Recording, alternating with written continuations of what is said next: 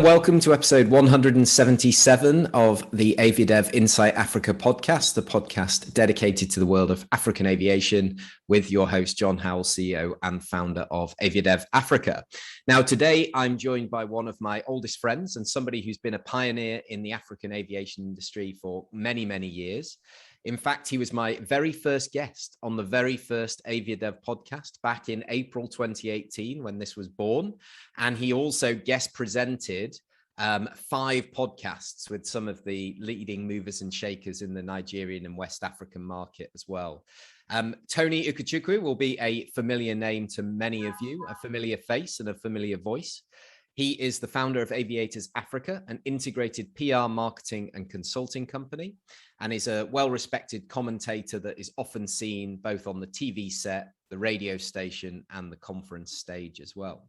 So today, the purpose of the podcast is to discuss the maiden edition of the Aviators Africa Tower Awards and the CEO Forum, which is coming up at the end of October. So Toni, welcome back to the podcast. Thank you very much, John. It's so refreshing to be here again. I'm happy to be with you.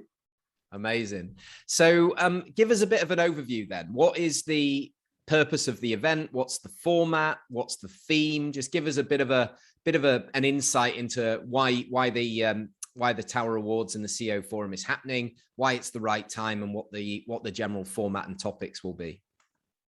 Okay, thank you very much, John.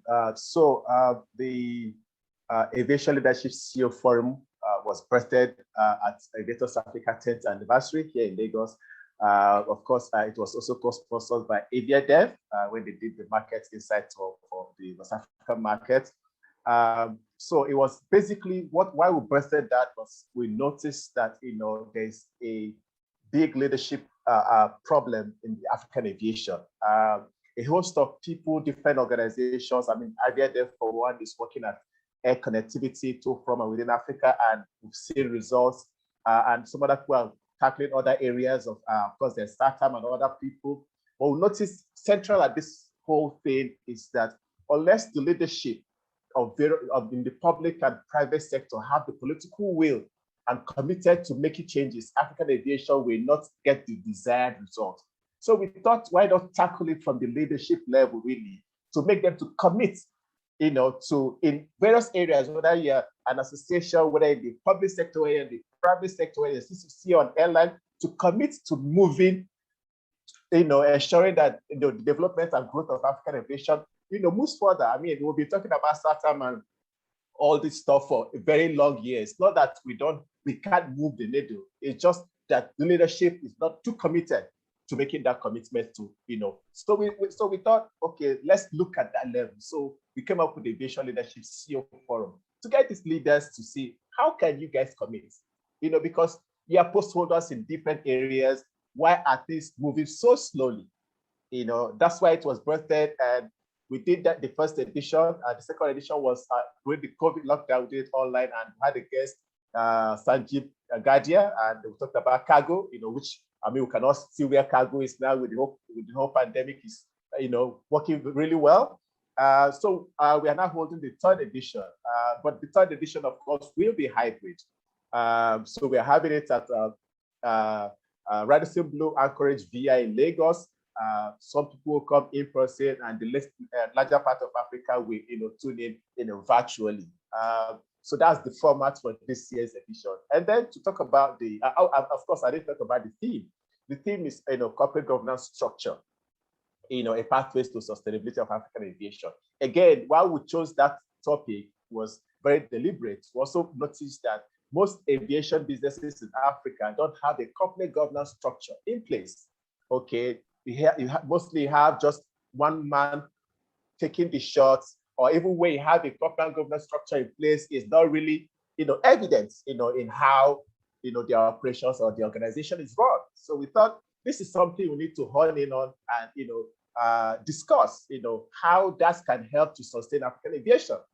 Because if we continue, of course, the pandemic has opened up to how bad businesses are, and we need to start to do things right, put the right pegs in the right hole, and make sure that we have these corporate governance structures in place, commit to them, make so that it can account for more transparency and accountability of aviation business. So this is why we chose the theme this year. And of course, the Tower Awards, we've been dreaming of doing it, but to put it up because of the whole pandemic thing. But we thought we can bring it back this time around with this with the conference to show that there are, even in the midst of the pandemic, there are individuals and brands that are working assiduously to make sure that they make impact in the growth and development of African aviation. So lastly, that is why we decided to hold the Tower Award this year. And why Tower Awards is deliberate. We just looked at what can be central to aviation in general, and we started, the tower, which is just at every airport, can be some kind of symbol,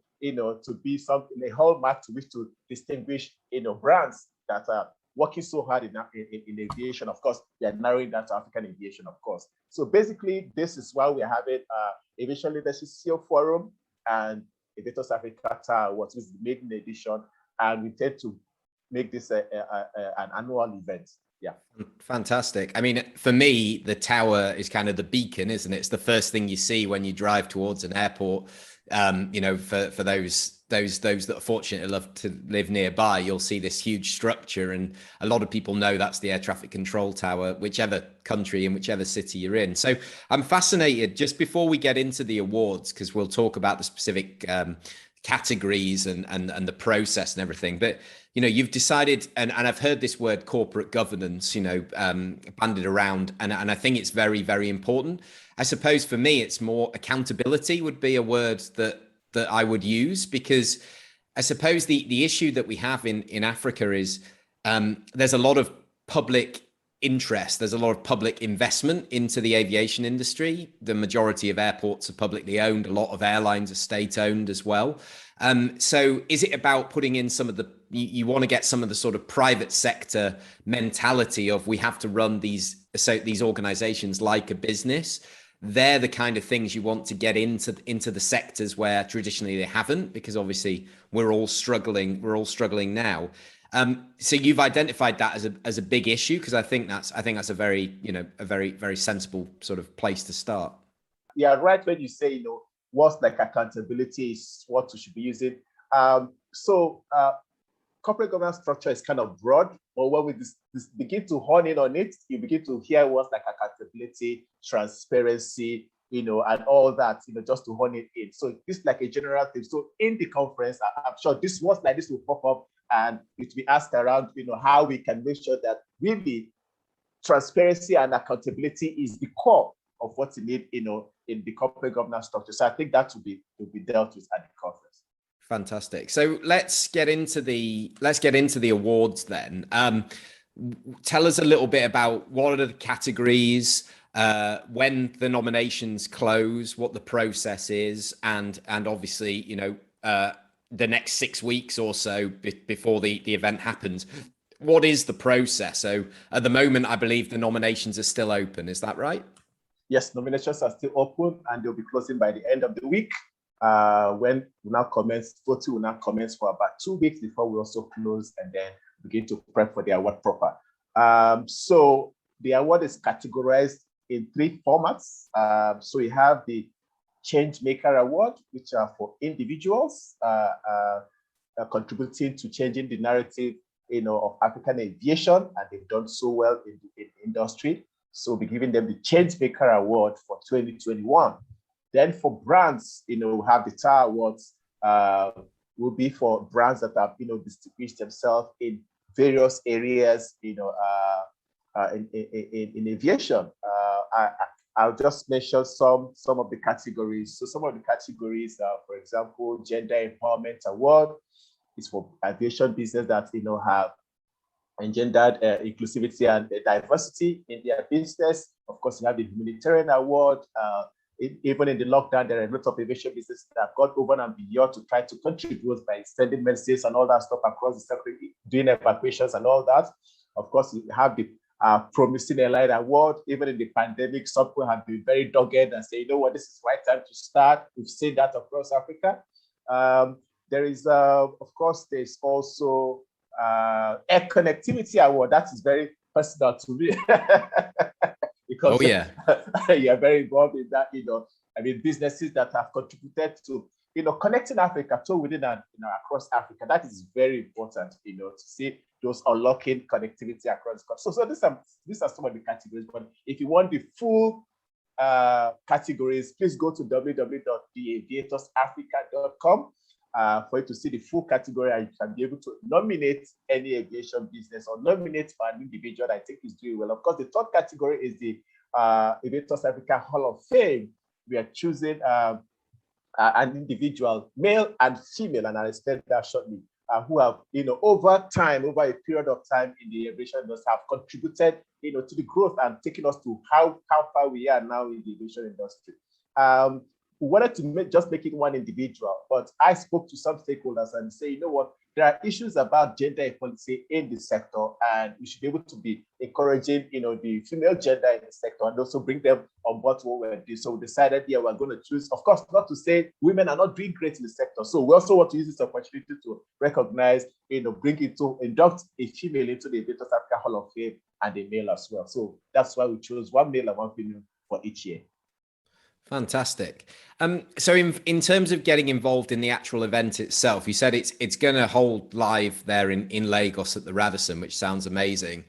For somebody like me who's not going to be able to travel, is there a way to get involved? All of the links, by the way, to what Tony's saying about where you can vote and find out more, they are in the show notes here as well. So you can just click there and it'll take you straight through to the website. So make sure you get those nominations in quickly. But how can we get involved if we're outside the continent? Okay, so when the voting closes, they will now start putting out links on how people outside the continent can log into the event on the 27th and the 28th. 27th is for the conference and 28th is for the awards. We'll provide the links as time goes on how people can log in, live into the conference virtually. Fantastic. And the conference itself, just to go back to the conference element, is that or it's a conversation for the whole of Africa, or it's predominantly for the West African market or the Nigerian market, or are we talking some of the big picture things here? Okay, so our approach has always been Pan-African. So we're not doing Nigeria or West Africa. We're doing Pan-African. So we're going to have speakers across Africa, from West Africa to Southern Africa to East Africa, selected leaders in their rights in the African aviation to come together to talk about the corporate governance structure in aviation. So we'll be unveiling the speakers next week, but I can tell you for certain, because some people have wondered who are the leaders that you're going to converge really. I'm happy to say that the Secretary General of AFRA is one of the speakers, and the Secretary General of Airport Council International, Ali Tausi, is also one of the headline speakers.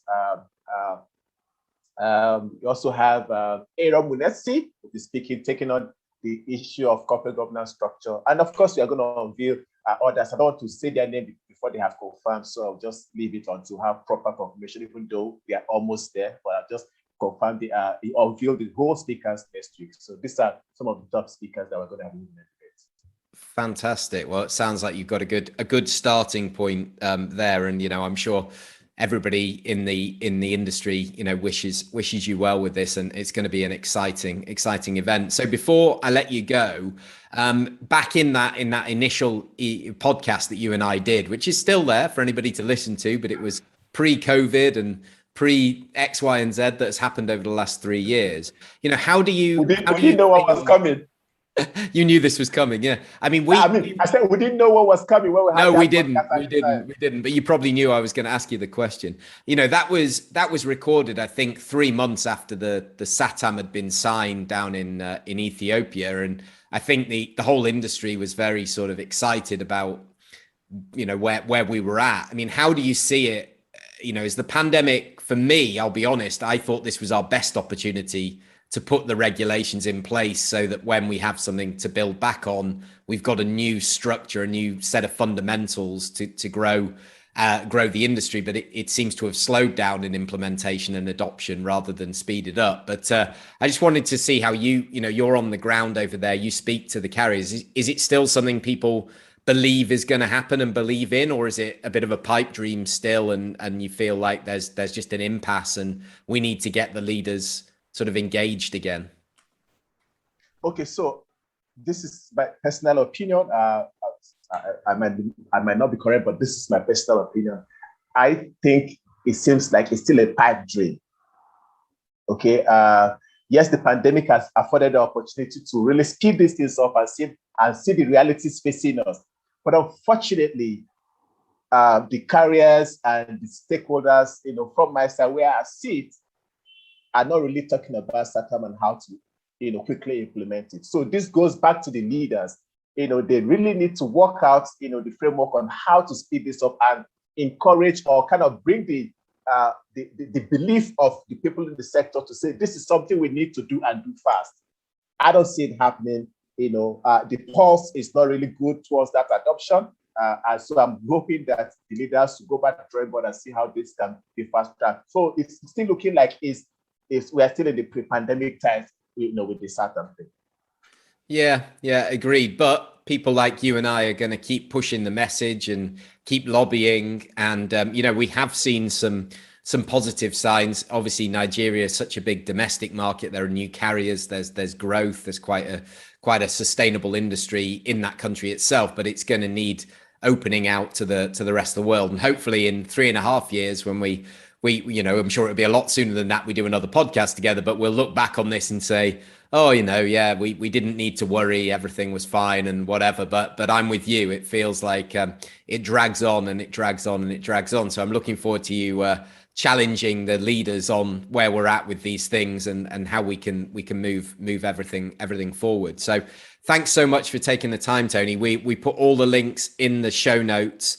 Go to the website, make sure you nominate for the Changemaker and all the other awards. There's plenty of categories there for you to throw your hat in the ring. Make sure you get registered for the event, either live or online as well. And we will see you there. And thank you for doing this, Tony. It's going to be great. Thank you very much, John, for the opportunity. It's nice catching up with you again. Always, my friend. So thank you to all our listeners for joining us today. We've got loads more podcasts planned over the coming weeks as we enter sort of the final quarter of 2021 somehow. And we look forward to supporting African aviation to innovate, unite and thrive at this difficult time and stay connected as a community and build as bright a future as possible for this wonderful industry. So if you did enjoy this episode, please do share it with somebody in your network you think would benefit from having a listen. Don't forget to subscribe. Don't forget to leave us a review so more people can find us. And we will see you for the next episode very soon. Take care and see you soon. Hold on, John. Before you go, obviously, because we are friends and we tend to talk more about other people. I just want to use this opportunity to thank you for what you're doing. You're doing an amazing job for African aviation. And I say, as your friend, as your colleague, as your brother in the industry, keep up the good work. Oh, that's very kind of you, Tony. Thank you so much. We'll sort of edit this bit back in, I think, at some point. But no, thank you so much for your support and all that you do as well. And as we said, all along, even this podcast, it's all about collaborating and supporting each other. It's the only way we're gonna succeed. So it would be nice to see more communication from the leadership and more accessibility to the leadership and those sorts of things. And I'm sure that your platform and we'll keep lobbying for that as well. So we see the change that we want to experience for the next generation who are obviously implicated and by this terrible pandemic. So yeah, we'll see you at the event and all the best with all the preparations and cheers. Thanks for joining us. Thank you very much.